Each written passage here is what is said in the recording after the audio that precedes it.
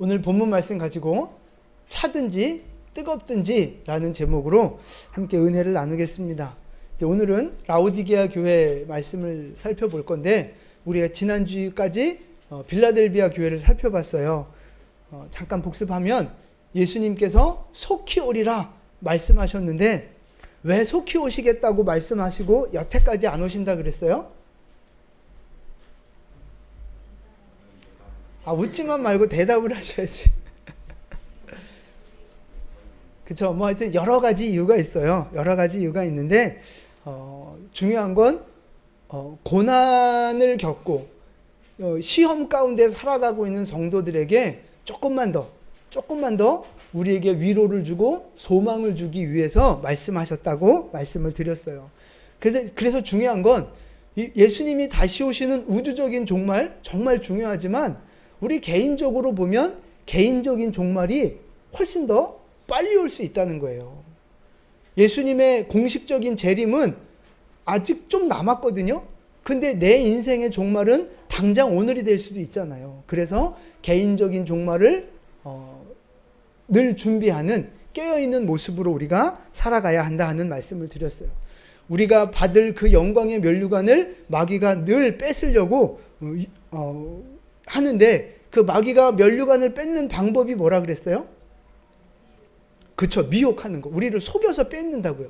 감정을 속이고 우리의 생각을 속이고 그래서 우리로 하여금 하나님에게서 자꾸 멀어지게 만드는 거예요. 시험 들게 만드는 거예요. 상처받게 만드는 거예요. 그래서 우리로 하여금 하나님에게서 멀어지게 하는 거라고요.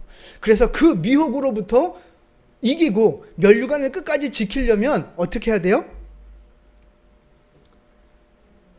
그렇죠.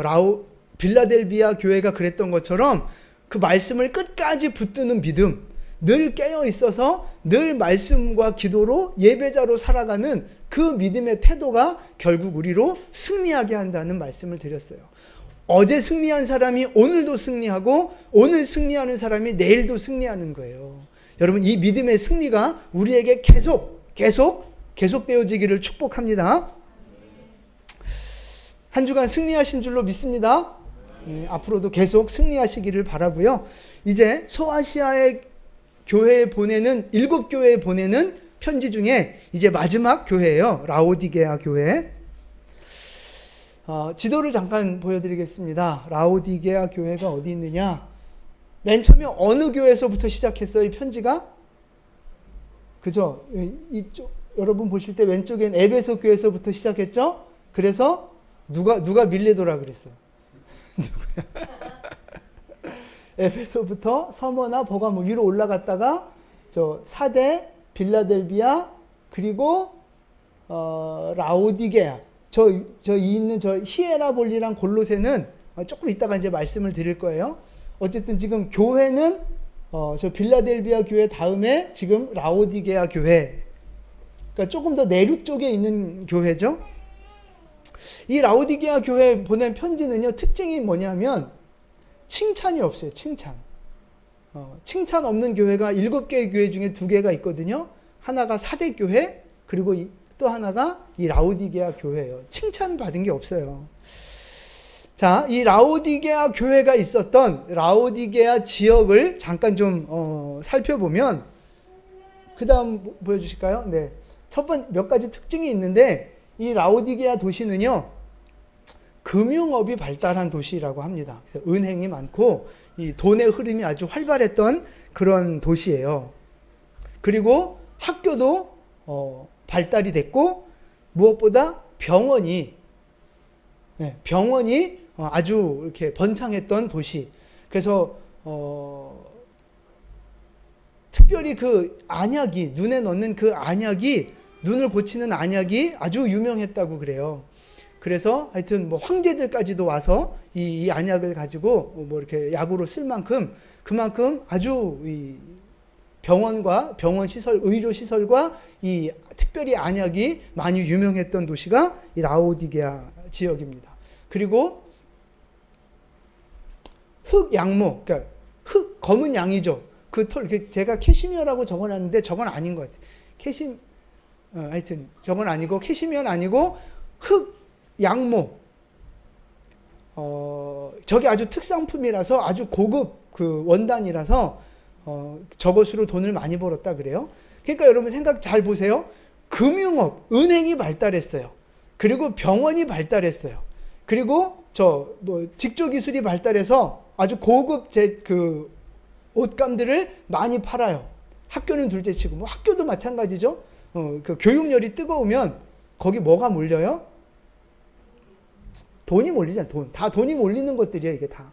그래서 무슨 말씀을 드리고 싶은 거냐면 이 라오디게아 도시는 아주 부유한 도시, 돈이 많았던 도시라는 거예요.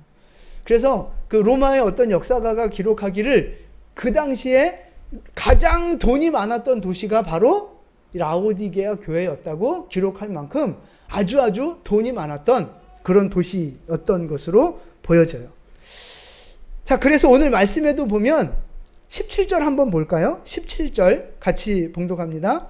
내가 말하기를 나는 부자라 부요하여 부족한 것이 없다 하나 내 곤고한 것과 가련한 것과 가난한 것과 눈먼 것과 벌거벗은 것을 알지 못하는 도다. 아멘.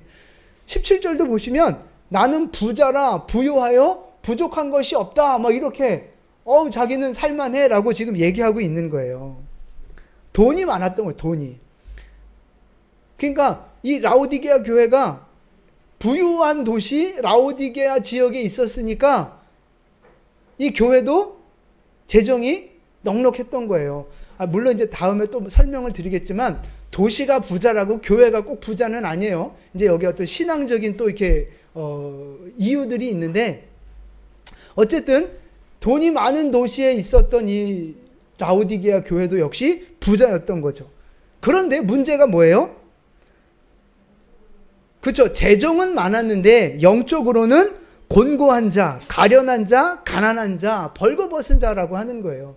그러니까 이 교회의 모습이요. 눈에 보여지는 모습과 보여지지 않는 영적인 모습이 너무 극과 극인 거예요.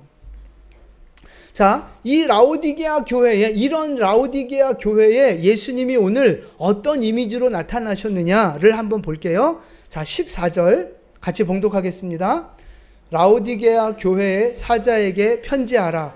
아멘이시오. 충성되고 참된 증인이시오. 아멘.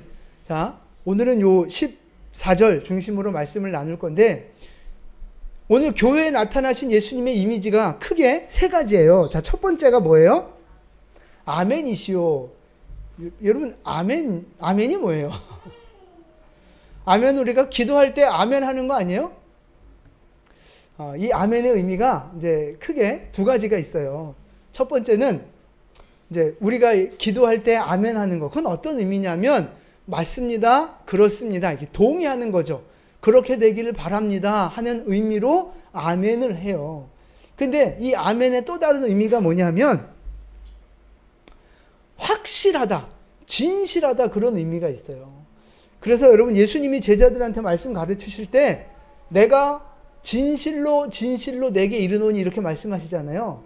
그 진실로가 원어를 보면 아멘이에요. 그러니까 내가 진실로 내가 아멘 내게 이르노니 이 말이에요. 그러니까 이 아멘이라는 말이 확실하다, 진짜다, 진심이다 이제 이런 의미가 담겨져 있는 거죠. 그리고 두 번째 예수님의 이미지가 뭐냐 하면요. 충성되고 참된 증인이라는 거예요. 예수님이 얼만큼 충성하셨어요? 그죠? 십자가에 못 박혀 죽기까지 순종하셨고 충성하셨잖아요. 지금 그 모습을 지금 보여주시고 계시는 거예요. 그 다음에 세 번째는 어떤 분이에요? 창조의 근본. 그러니까 창조주 하나님이다 라는 얘기를 하는 거예요. 창조주 하나님. 오늘은 요 1번, 2번 중심으로 말씀을 좀 드릴 건데 저 말씀을 이제 요약을 하면 예수님은 어떤 분이라는 거예요? 확실하고 진실하신 분, 그리고 충성된 분이고 창조주 하나님이다. 지금 그 얘기를 하고 계시는 거예요. 그러면 예수님은 이 라오디게아 교회에 나타나실 때 왜 저런 이미지로 나타나셔서 말씀을 하시는 거예요? 다 뜻이 있는 거죠. 예수님의 이런 모습이 오늘 라오디게아 교회에게 필요하기 때문에 이렇게 나타나신 거예요. 자, 15절과 오늘 16절 본문을 함께 봉독하겠습니다.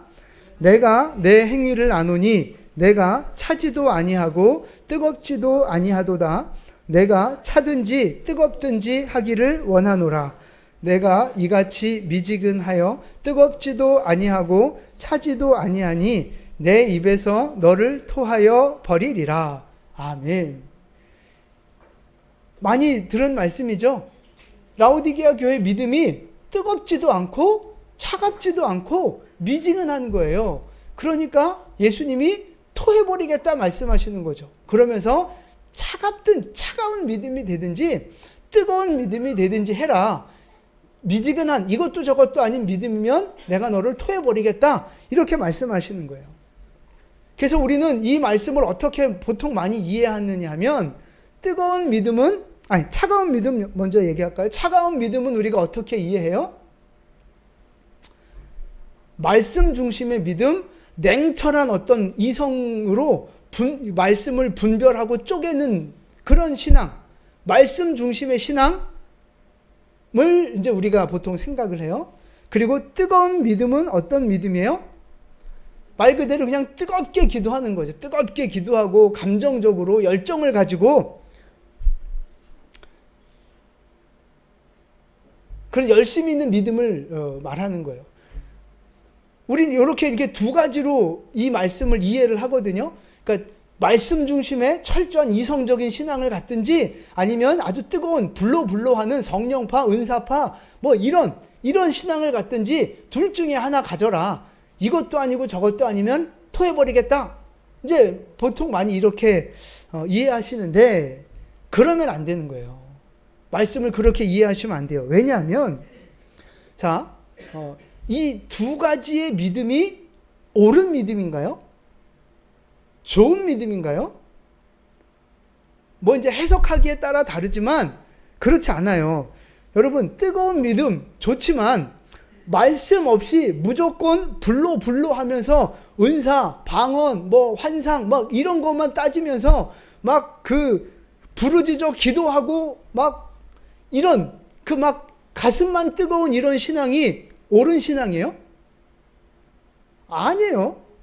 그 절대 아닙니다. 잘못하면 은사주의나 이단이나 사이비로 빠지기 쉬워요. 그런 믿음, 말씀을 소홀히 하고 오직 기도, 오직 은사, 오직 성령 이러면 안 되는 거예요. 차가운 믿음도 마찬가지예요. 오히려 성령의 은사와 역사를 배제해버리고 오직 말씀이면 다 돼. 말씀이면 다 돼. 오직 말씀.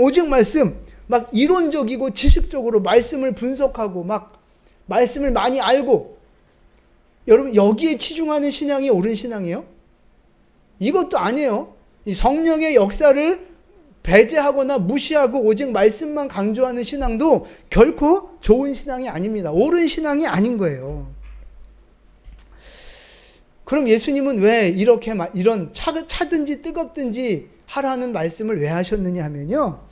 이 말씀을 하신 배경을 우리가 알아야 돼요. 배경. 그래야 이 차든지 뜨겁든지 하라는 의미가 무슨 의미인지를 알게 되는 거예요.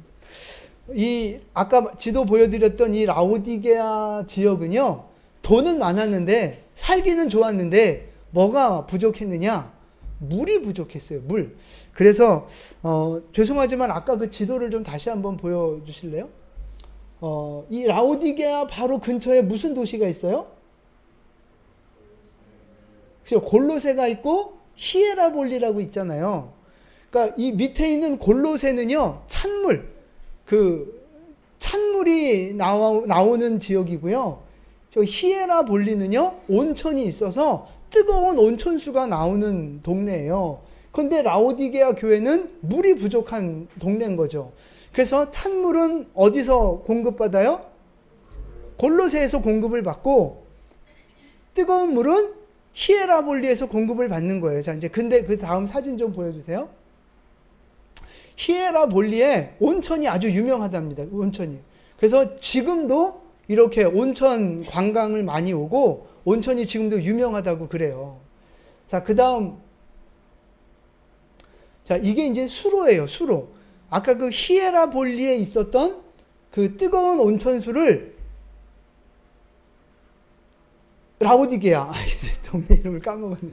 라오디게아로 이제 끌어오는데 지금처럼 뭐 펌프로 뭐 어떤 뭐 이렇게 수로 뭐 이런 게 아니라 이제 조금 이제 이게 이제 옛날 로마 시대 때의 수로라고 보여지는데 하여튼 이런 식으로 해서 그 당시에는 펌프가 없었으니까 기울기를 이용해서 경사를 이용해서 이렇게 물을 흘려보내지 않았겠어요?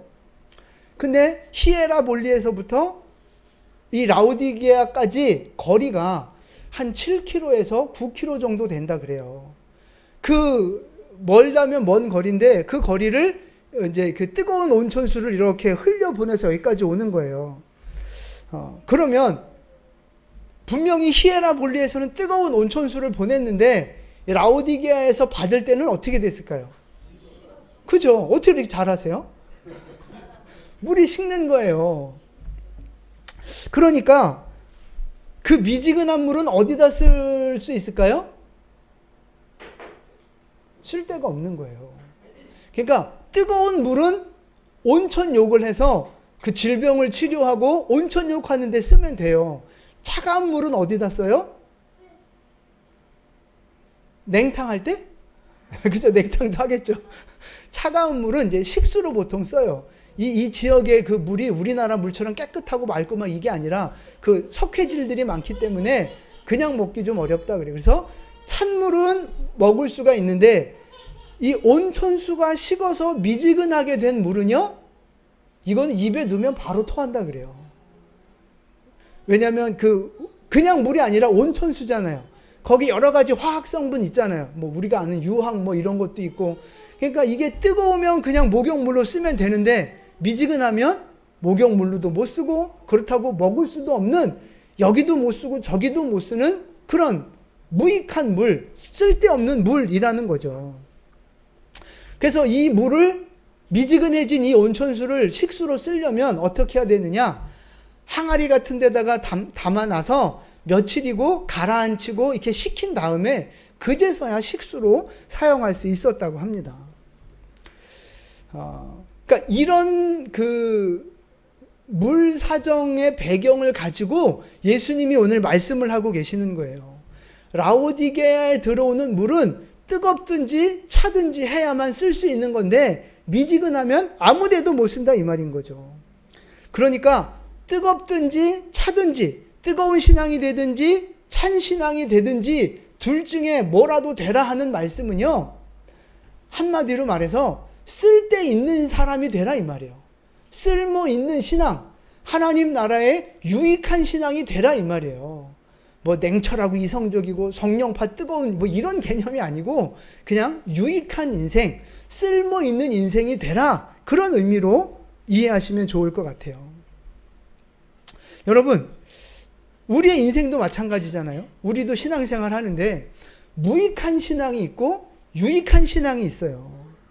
미지근한 물은 아무데도 쓸 수 없는 것처럼 이것도 아니고 저것도 아닌 인생은요, 쓸 데가 없다고요. 하나님은 우리가 유익한 인생 되기를 원하시는 거예요. 쓸데없는 인생이 아니라 유익한 인생 되기를 원하신다고요. 그런 믿음 되기를 원하시는 거예요. 자, 그러면 어떤 사람이 무익한 신앙이고 어떤 사람이 유익한 신앙을 갖고 있는 사람인가를 좀 살펴볼게요. 성경에 무익한 종아 이런 말씀이 나와요. 어디 나오는 줄 아세요? 달란트 비유에 나와요. 마태복음 25장에 가면 달란트 비유가 나오는데 5달란트 받은 종, 2달란트 받은 종은 나중에 주인이 돌아와서 뭐라고 칭찬해요? 그쵸. 잘하였도다. 착하고 충성된 종아. 그렇게 칭찬하신다고요. 근데 1달란트 받은 종은 그 한 달란트 어떻게 했어요? 땅속에 묻어뒀다가 그냥 그대로 주인한테 갖다 바치잖아요. 그때 주인이 한 말이 뭐예요?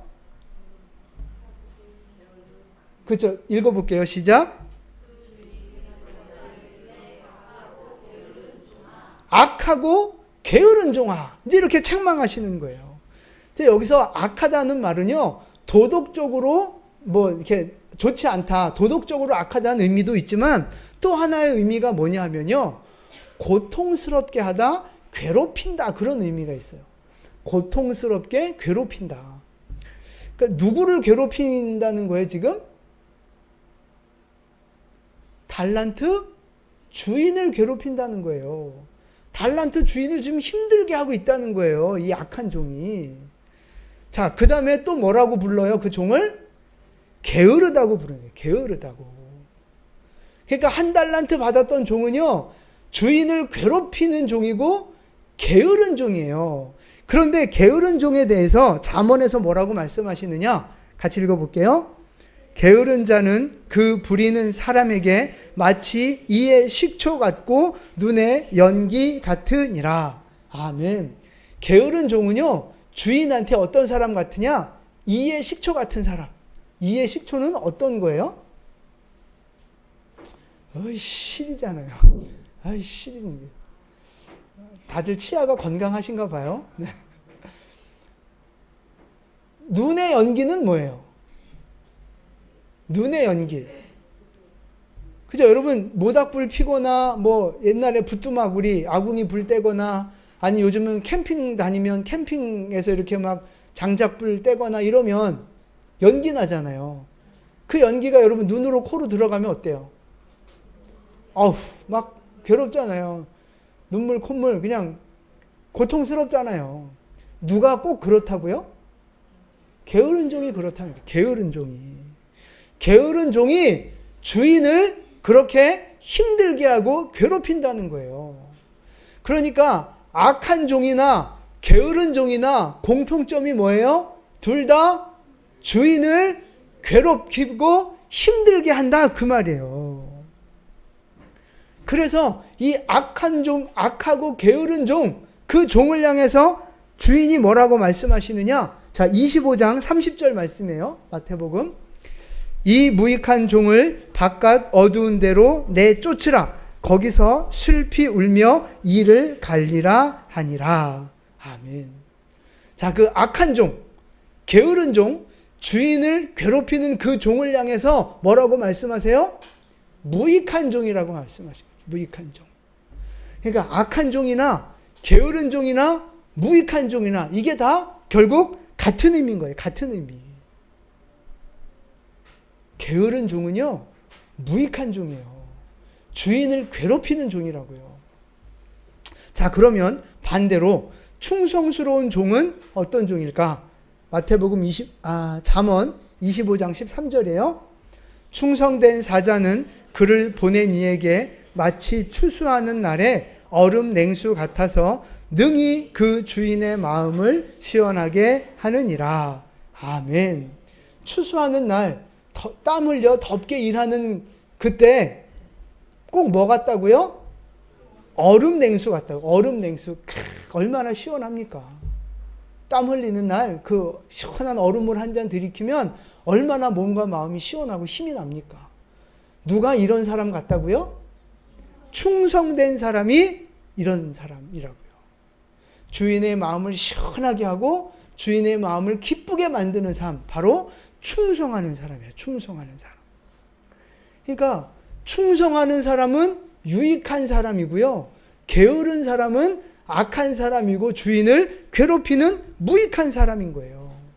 근데 지금 이 라오디게아 교회가 바로 어떤 신앙을 갖고 있는 거예요? 무익한 신앙, 게으른 신앙, 충성하지 않는 모습을 지금 보여주고 있는 거예요.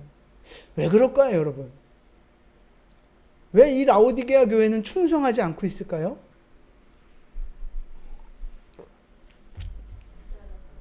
그렇죠. 돈이 많아서 그런 거예요. 돈이 많아서. 부자니까 하나님의 일을 하는데 돈으로 다 해결하는 거예요. 돈으로. 돈이면 다 되지 뭐. 안 그래요? 전도 잘 안 되면 어떻게 하면 돼요? 돈 주면 돼요. 돈 주면 와요. 교회 건축하는데 기도가 필요해요? 믿음, 헌신이 필요해요? 돈이면 돼요. 돈. 돈이면 건물 지을 수 있어요. 좋은 예배 드리는데 기도가 필요하고 우리의 수고와 헌신이 필요해요? 돈이면 돼요. 돈. 좋은 건물 사다가 좋은 악기 사다가 프로 그 뮤지션들 돈 주고 불러다가 하면 얼마든지 아름답고 화려한 예배 할 수 있어요. 돈이면 된다니까요. 지금 이 라오디게아 교회가 그런 생각을 갖고 있는 거예요. 하나님의 일은 믿음으로 하는 거예요. 기도로 하는 거라고요. 내 인생을 바치는 믿음과 헌신과 수고, 눈물과 땀으로 하나님의 일을 하는 거지 돈으로 하는 게 아니라 이 말이에요. 근데 돈이 많다 보니까 그냥 돈으로도 해결하는 거죠. 이 라오디게아 교회는. 기도하지 않고 그냥 돈만 내는 거예요. 헌신하지 않고 돈만 내는 거예요. 믿음 필요 없어요. 왜? 돈이 많으니까. 돈으로 해결하면 되니까. 믿음이 필요하지 않은 거예요. 그러니까 이 라오디게아 교회는요, 돈 버는 일에는 열심을 냈어요. 돈 버는 일에는 부지런했어요. 그런데 영적인 일에, 하나님의 일에는 게을렀다 이 말이에요. 그게 라오디게아 교회의 모습이에요. 그래서 19절 가보세요. 19절. 우리 19절 봉독합니다.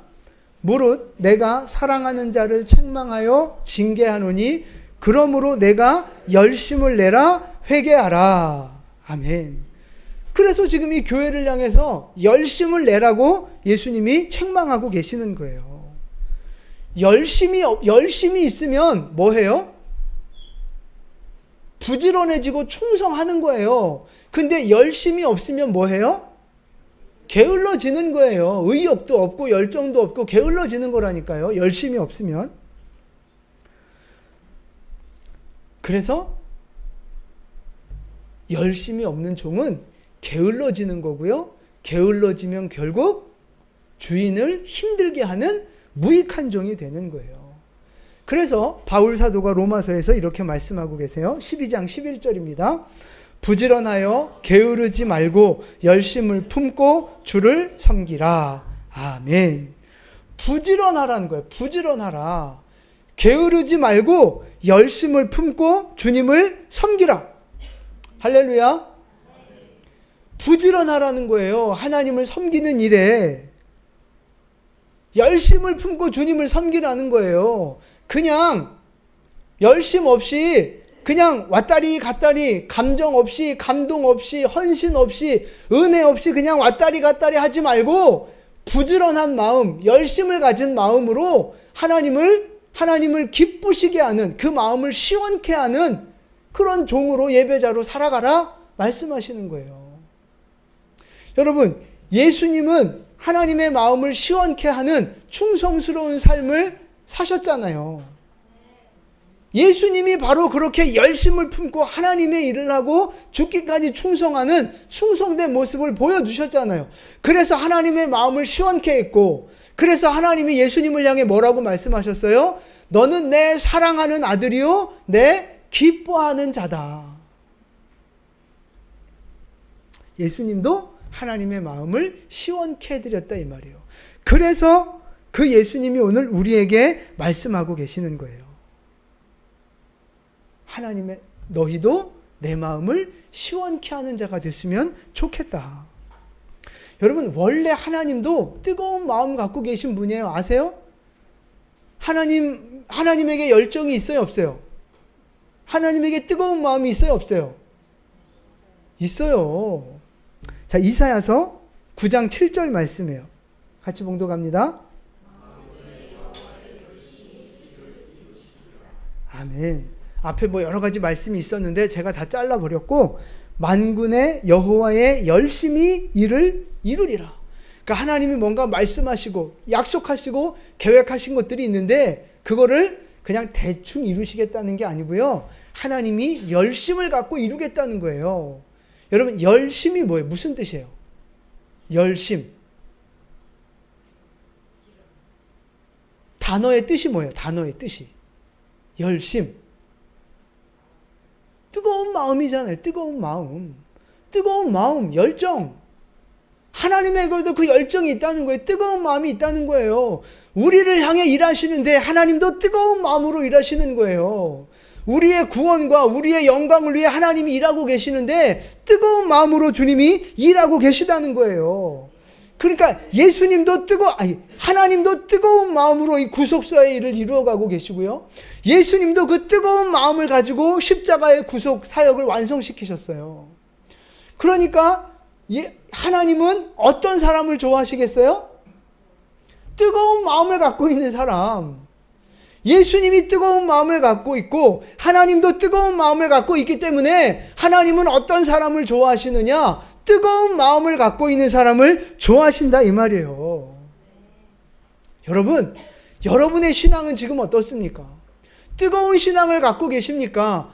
아니면 그냥 게으르고 나태한 무익한 그런 신앙을 갖고 계십니까? 충성스럽게 열심을 내면서 하나님의 마음을 시원하게 하는 신앙입니까? 악하고 게을러서 하나님의 마음을 힘들게 하고 하나님의 마음을 괴롭히는 그러한 무익한 신앙생활을 하고 계십니까? 간절히 바라기는 하나님의 마음을 시원케 해드리는 충성하는 여러분, 뜨거운 마음을 가진 여러분 되시기를 축복합니다. 여러분 지금 어떤 일에 열심을 내고 계십니까? 여러분의 인생을 한번 생각해 보세요. 어떤 일에 부지런히, 어떤 일에 열심히 열정을 갖고 살아가고 계십니까? 이 세상에 열정 없는 사람은 아무도 없어요. 모든 사람은 다 열정을 갖고 있어요. 근데 그 열정이 자기만의 열정인 거예요. 자기가 좋아하고 자기가 뭔가 관심 있는 그곳에 다 열정을 갖고 있어요. 어떤 사람은 공부에 열정 갖고 있고, 어떤 사람은 돈 버는 일에 열정 갖고 있고, 어떤 사람은 막 여행 다니는데 열정을 갖고 있고, 어떤 사람은 자기를 꾸미는데 열정을 갖고 있고, 세상에 열정 없는 사람이 없다고요.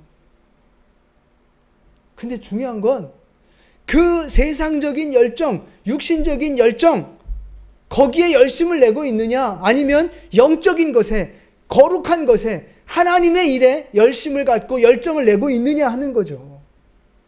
여러분 지금 어디에 열정을 쏟고 있습니까? 육신의 일입니까? 하나님의 일입니까? 육신의 일입니까? 영적인 일입니까? 여러분 지금 어떤 것에 여러분의 열정을 쏟고 있느냐고요. 하나님의 일에, 영적인 일에 열심을 내는 여러분 되시기를 축복합니다. 여러분 말씀을 읽는 일에 좀 열정을 보여주세요. 아멘 하세요. 말씀을 읽는 일에 좀 열정을 보이시고 기도하는 일에 좀 열정을 보이세요. 기도 아멘 안 하신 분들은 기도 안 하시는 분들이죠. 기도도 예배도 말씀도 헌신도 좀 열정을 갖고 하는 여러분 되시기를 축복합니다. 하나님이 그런 사람을 좋아하신다니까요.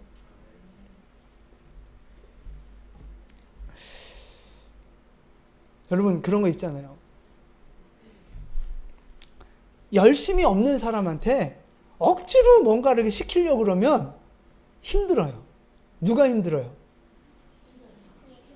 시키는 사람도 힘들고 본인 그 시킴을 당하는 사람도 힘들고 둘 다 힘들어. 둘 다. 공부 죽어라 안 하는 애한테 공부 좀 해라. 공부 좀 해라. 공부 좀 해라. 그러면 말하는 나도 열받아 속 터져 죽고 공부하라고 말을 듣는 애도 스트레스 받아 죽으려고 그래. 둘 다 힘들어 죽는 거예요. 열정이 없으면. 근데 막 열정이 있는 사람은요. 굳이 말 안 해. 할 필요가 없어. 안 그래요? 알아서 하니까. 여러분 이 신앙도 마찬가지예요. 영적인 것도. 도대체 그냥 관심이 없어. 성경에도 관심이 없고 기도하는 일에도 관심이 없고 영적인 일에 별로 관심이 없어요. 그런 사람한테는 제발 성경 좀 읽어라. 제발 기도 좀 해라. 제발 좀 예배 좀 똑바로 드려라. 제발 좀 영적인 삶을 좀 살아라. 이렇게 얘기하면 얘기하는 사람도 힘들고 지치고 듣는 사람도 또 저 얘기해. 또 그래. 또 그래. 그만 좀 하지. 막 스트레스 받는다고요. 서로 힘든 거예요. 서로 힘든 거. 근데 열심히 있으면요. 즐거운 거예요. 즐거운 거. 나도 즐겁고 그거를 시키고 보시는 하나님도 즐겁고 신앙생활이 신나고 즐거운 거죠. 여러분 신앙생활이 좀 어떻습니까? 열정이 있어서 기쁘고 감사하고 신나고 그렇습니까? 아니면 할렐루야 아니면 억지로 그냥 마지못해 그냥 교회 나오고 마지못해 그냥 봉사하고 마지못해 성경 읽고 마지못해 그냥 기도에 나오고 아이씨 나도 빠질걸 아이씨 나도 안 할걸 얼마나 여러분 이 신앙생활 하나님이 우리를 이렇게 믿음의 세계로 우리를 불러들이신 게 우리를 괴롭히려고 불러들이신 거예요? 아니잖아요. 정말 예수 안에 평안을 누리고 자유를 누리고 복을 누리고 풍성함을 누리고 영광과 상급을 주시려고 우리를 부르신 거잖아요. 근데 그 길을 걸어가는 게 왜 이렇게 힘들어요? 그러니까 왜 이렇게 막 하기 싫고 왜 이렇게 막 귀찮고 왜 그런 거예요 도대체 왜? 뭐 여러 가지 이유가 있겠지만 뭐 마귀의 미혹도 있고 인생의 고난도 있고 여러 가지가 많이 있겠지만 오늘 말씀에 비춰서 한 가지만 말씀드리자면 내 안에 열정이 없어서 그런 거예요. 하나님을 사랑하는 뜨거운 마음이 없어서 그런 거라고요. 그래서 여러분 뜨거운 믿음, 열정 있는 신앙이 될 수 있기를 축복합니다. 그래야 하나님 앞에 쓸모 있는 인생이 되는 거예요. 그 열정이 있으면요 우리의 그 신앙생활이 즐거워져요. 열정이 있으면 신앙생활이 즐거워진다고요. 그러면 더 깊은 믿음도 사모하게 되고 더 큰 믿음도 사모하고 더 막 은사도 사모하고 더 뭔가 이렇게 하나님 앞에 도전하게 되고 더 가까이 나가려고 애쓰고 그런 삶이 즐거워지고 행복해진다고요. 그게 신앙생활이라고요. 그러면 개인적으로 하나님 앞에 받는 복이 많아요. 신앙생활이 즐거워지고 하나님 앞에 은혜도 받고 기적도 경험하고 응답도 받고 누리는 복이 많다고요. 그리고 공적으로는 어떻게 돼요? 개인적으로 그런 복을 받지만 공적으로는 하나님 나라의 유익한 일꾼이 돼서 하나님이 충성되다고 인정해 주시는 하나님 앞에 유익한 인생 된단 말이죠. 그 하나님이 칭찬하시고 하나님이 상 주시는 인생이 되는 거예요. 여러분 우리가 바로 그런 믿음의 삶을 살아가기를 축복합니다. 교회는 나오지만 이 라오디게아 교회 뭐예요? 예배도 드리고 헌신도 하고 헌금도 내고 하지만 하나도 칭찬받지 못하는 교회가 바로 라오디게아 교회라고요. 여러분 우리가 이런 교회 되면 안 되잖아요. 주일날 나오고 헌신도 하고 봉사도 하고 헌금도 내고 하면서도 하나님 앞에 칭찬받지 못한다면 그것처럼 불쌍한 인생이 어디 있어요. 돈으로 다 해결하려고 하고 기도하지 않고 감사가 없고 열정이 없고 그냥 투덜투덜 내고 그냥 억지로 마지못해 하고 이러니까 하나님 앞에 칭찬이 없는 거라고요. 여러분 이 라오디게아 교회의 모습이 남의 교회 얘기가 됐으면 좋겠어요. 우리 교회 얘기가 되면 절대 안 돼요. 여러분 하나님 앞에 사랑과 열정이 회복되어지기를 축복합니다. 사랑과 열정이 회복돼서 하나님 앞에 열심을 품고 주님을 섬겨 하나님 앞에 유익한 인생이 되고 칭찬받는 인생이 되는 여러분 되시기를 예수님의 이름으로 축원을 드립니다. 아멘. 기도하겠습니다.